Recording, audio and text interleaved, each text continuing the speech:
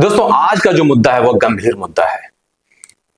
जाले रेफरल अस्पताल 8 से 10 दिनों में बहुत ज्यादा सुर्खियों में है और सुर्खियों में होना भी चाहिए क्योंकि विकास हुआ है भाई। विकास विकास हुआ है जाले रेफरल अस्पताल का। अब आप जाएंगे तो बड़ी बिल्डिंगें नजर आएंगी, वहां टाइल्स वगैरह लगा नजर आएगा, लेकिन इलाज ट्रीटमेंट जीरो। ट्रीटमेंट के नाम पर ये मरीज के जान से खेल जाते हैं। ये मेरा नहीं, जिनके अपनों ने जान दी है उनका कहना है। जब वो मरीज को हॉस्पिटल में लेकर आते हैं तो उनकी हालत इतनी भी बिगड़ी नहीं रहती है कि वो मर जाएं, लेकिन यहां लाने के बाद पता नहीं क्यों कैसे किस तरह मरीज की हालत गंभीर होती जाती है और तुरंत उसे रेफर कर दिया जाता है दरभंगा। अब आपका मरीज एम्बुलेंस में मर जाए या डीएमसीएच जाकर मरे, इन्हें कुछ लेना देना नहीं है। परिजनों का मानना है कि मरीज तो यहां पर ठीक ठाक अच्छे आते हैं, तबीयत थोड़ी बहुत खराब रहती है, लेकिन जो डॉक्टर है वो सही इलाज नहीं कर पा रहे हैं। क्या डॉक्टर फर्जी है? ऐसा तो नहीं। आजकल हम लोग देखते हैं कि पूरे देश को डिग्री दिखाई जाती है कि ये है इनकी डिग्री, जो सारा देश जान रहा है कि ये फर्जी डिग्री है। उस तरह की डिग्री लेकर ये लोग तो यहां नहीं बैठे हुए हैं। और रही डॉक्टर की बात, तो इनका दिल मुर्दा हो जाता है। इनका दिल मुर्दा हो चुका होता है। डेली डेली रोजमर्रा की जिंदगी में जब एक ही चीज आपकी जिंदगी में होती रहेगी तो फिर आपको उससे कोई ज्यादा इंटरेस्ट रहेगा नहीं। तो आपके परिजन मरे या जिंदा रहे, इन्हें उससे कोई मतलब नहीं। मर गए भैया, लेकर जाओ।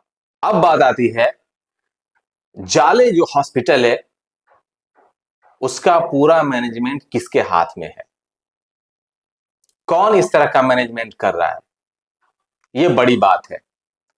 ऐसा भी हो सकता है कि डॉक्टर अच्छे हों लेकिन उनके पास इक्विपमेंट नहीं हो इलाज के लिए। उनके पास इक्विपमेंट्स नहीं इलाज करने के लिए। इलाज करें तो करें कैसे? या फिर ऐसा भी हो सकता है कि डॉक्टर तो बहुत सारे हैं, 6 7 8 5 6, लेकिन अगर कोई दांत का है तो कान वाले को देख रहा है, और कोई कान वाला है तो पेट वाले को देख रहा है, और कोई पेट वाला है तो सिर वाले को देख रहा है। क्योंकि इन लोगों में ऐसा होता है, गवर्नमेंट जॉब में अक्सर ऐसा होता है, खासतौर डॉक्टरों में, कि 2 दिन मैं छुट्टी ले लेता हूं, मरीज को तुम देख लेना, फिर 2 3 दिन मैं छुट्टी ले लूंगा, आप मरीज को देख लेना। मतलब आप अगर डेंटिस्ट हो तो आप सबको देख लो, कान वाले को, नाक वाले को, मुंह वाले को, सबको देख लो। आप अगर जनरल फिजिशियन हो तो भी आप सबको देख लो। तो अक्सर इन लोगों में ऐसा होता है। ऐसा भी हो रहा होगा, और ऐसा इसलिए कि हम लोगों को पता ही नहीं है कि आज कौन से डॉक्टर की ड्यूटी है, आज कौन डॉक्टर बैठेगा, आज किस चीज का डॉक्टर बैठेगा, ये किसको पता है? कौन डॉक्टर आया, कौन नहीं आया, आज किसकी ड्यूटी है, ये किसको पता है? किसी को पता नहीं है। सबसे बड़ा फर्जीवाड़ा ये है। मैंने पता किया, सुनने में आया कि 6 या 7 डॉक्टर हैं यहां पर, लेकिन जब आप जाएंगे तो मुश्किल से 2 या 3 डॉक्टर दिखेंगे, और उनका भी जो इलाज करने का मसला है, तरीका है, आप जानते ही हैं। आपको वो खुद समझ में नहीं आएगा कि भैया ये किस तरह का ट्रीटमेंट कर रहा है बंदा। गवर्नमेंट हॉस्पिटल होता किस लिए? आपको ऐसा लग रहा होगा कि मैं कुछ कुछ बातें छोड़ दे रहा हूं, वीडियो बहुत बड़ी हो जाएगी। जो जो खास चीज है वो मैं इस वीडियो में ले रहा हूं। गवर्नमेंट हॉस्पिटल होता किस लिए है? गरीबों के लिए, क्योंकि जो पैसे वाले हैं उन्हें इनकी जरूरत नहीं है। वो बड़े से बड़े शहरों में जाएंगे और वहां अपना ट्रीटमेंट कराएंगे। लेकिन जो गरीब हैं, जो जा नहीं सकते, जिनके पास पैसा नहीं है, वो इसी हॉस्पिटल में आएंगे। और इस हॉस्पिटल में किसी तरह का कोई इक्विपमेंट नहीं है, कोई प्रबंधन नहीं है जो सही इलाज हो पाए।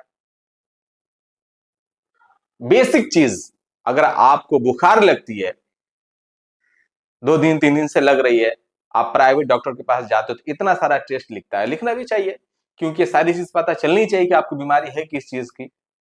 ब्लड टेस्ट वगैरह, पेशाब टेस्ट लिखा जाता है, मल का टेस्ट लिखा जाता है। ये सारा टेस्ट क्या इस हॉस्पिटल में होता है? नहीं होता है। मरीज आया, एक गरीब आदमी आया ट्रीटमेंट के लिए, उसे ये सारा टेस्ट लिखा जाएगा, टेस्ट होगा कहां? बाहर, अंदर टेस्ट नहीं है। किस चीज का ये गवर्नमेंट हॉस्पिटल? उसके बाद मेडिसिन लिखी जाएगी, मेडिसिन लिख दिया गया, बंदा गया काउंटर पे मेडिसिन के लिए, भैया ये मेडिसिन नहीं है, 1-2 मिली तो मिली, नहीं तो अब जाके बाहर से लो। किस चीज का गवर्नमेंट हॉस्पिटल? गरीबों को सही सुविधा नहीं मिल पा रही है, क्या चीज का भाई हॉस्पिटल? क्या विकास हुआ यहाँ पर? बिल्डिंगें खड़ी हो गई। आप ऐसा करो, जितने भी कमरे हैं ना उसे रेंट पे लगा दो आप।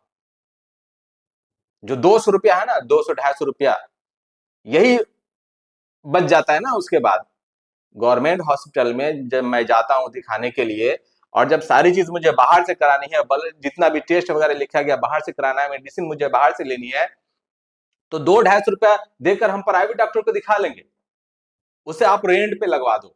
जो हॉस्पिटल का ये पूरा मैनेजमेंट करता है, मैं खास तौर पर उन्हें ये बात बोल रहा हूं, आप रेंट पे लगा दो। किसी काम का नहीं है ये आपका हॉस्पिटल, सिर्फ एक नाम टैग लग गया है जाले हॉस्पिटल। रेफरल हॉस्पिटल, ठीक है, मैं मानता हूं कि यहां प्रॉपर इलाज नहीं होगा। रेफरल हॉस्पिटल का मतलब ही होता है कि आपको रेफर कर दिया जाएगा, लेकिन रेफर तो तब किया जाएगा ना जब आप ट्रीटमेंट सही करोगे, बंदा जिंदा पहुंच पाएगा डीएमसीएच या किसी अदर हॉस्पिटल। आदमी को तो आप यही मार दे रहे हो ना, आदमी जिंदा बच कहां रहा है? वो तो यहीं पे मर जा रहा है। लेकिन फिर से बात आती है कि गरीबों के लिए क्या? कोई जरूरत नहीं है किसी को ऐसे अस्पताल में जाने की। 200 रुपया आपका खर्च होगा, सिर्फ एक्स्ट्रा 200 रुपया आपका एक्स्ट्रा खर्च होगा, आप प्राइवेट में दिखाइए। थूक फेंकिए, ऐसे लोगों के मुंह पर थूक फेंकिए आप, जो लोग इस तरह का मैनेजमेंट कर रहे पूरे हॉस्पिटल का। सारी चीज हमें बाहर करानी पड़ रही है, क्यों है ऐसा हॉस्पिटल? बंद कर दीजिए आप इसको। रोते बिलखते परिजन, परेशान लोग। आप तो अमीर लोग हो ना, आपको कोई फर्क नहीं पड़ेगा, आप तो बड़े हॉस्पिटल में ट्रीटमेंट कराओगे। आओ, अपने बच्चों को, अपने माँ बाप को लेकर आओ इस जाले के रेफरल अस्पताल में ट्रीटमेंट कराने के लिए, फिर समझ में आएगा कि किस तरह का ट्रीटमेंट होता है। अब मैं मांग करता हूं इस वीडियो में कि जितने भी डॉक्टर हैं, जितने भी सिस्टर हैं, जो प्रॉपर यहां रह के इलाज कर रही हैं, जो ट्रेनिंग पीरियड में, उनकी बात मैं नहीं कर रहा हूं, जो प्रॉपर इस हॉस्पिटल में जॉब कर रही हैं, जो डॉक्टर प्रॉपर इस हॉस्पिटल में जॉब कर रहे हैं, उनके लिए मैं ये मांग करता हूं कि सारे डॉक्टर, सारी सिस्टरों का एक एक फोटो बोर्ड पर लगना चाहिए, डेट वाइज लिखना चाहिए पूरा कि किस किस डेट, कौन कौन डेट, कौन कौन सा डॉक्टर रहेगा, कौन कौन सा डॉक्टर नहीं रहेगा, और सबका फिंगरप्रिंट होना चाहिए। प्रॉपर 8 घंटा जॉब होना चाहिए उसके लिए, और इमरजेंसी के लिए अलग से डॉक्टर होना चाहिए, और प्रॉपर ट्रीटमेंट के लिए कि बंदा जिंदा रह के डीएमसीएच तक पहुंच सके। ये मैं अपने चैनल के माध्यम से मांग करता हूं। ये आम जनता को पता चलना चाहिए कि आज के डेट में कौन सा डॉक्टर बैठता है और किस चीज का इलाज करता है। एक बोर्ड लगना चाहिए बाहर, जो प्रॉपर यहां पर ड्यूटी पर है, जो जॉब करते, मैं उनकी बात फिर से कर रहा हूं, जो ट्रेनिंग में, उनकी बात नहीं। सबकी फोटो लगनी चाहिए, डेट वाइज होना चाहिए पूरा कि कौन डॉक्टर कब कब बैठेगा, क्या क्या इलाज करता है, क्या क्या इलाज के लिए यहां सुविधा उपलब्ध है, ये सारी चीज होनी चाहिए। तब आदमी को समझ में आया कि भैया ये डॉक्टर बैठता है। ऐसे तो पता ही नहीं भैया कौन किस चीज का डॉक्टर है, कौन क्या देख रहा है, नाक का मुंह, मुंह का कान, कान का मुंह, पता नहीं क्या क्या, कौन क्या देख रहा है, पता ही नहीं किसी को।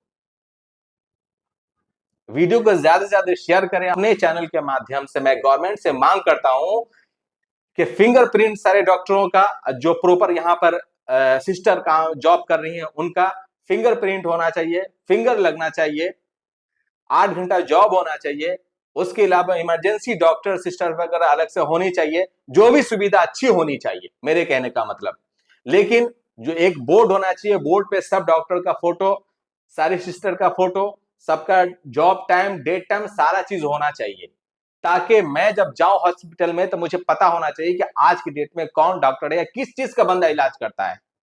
और इस तरह की इमारतें जो ढड्डर बना के रख दी है ना, अगर नहीं चलती है सही से तो आप रेंट पे लगा दो।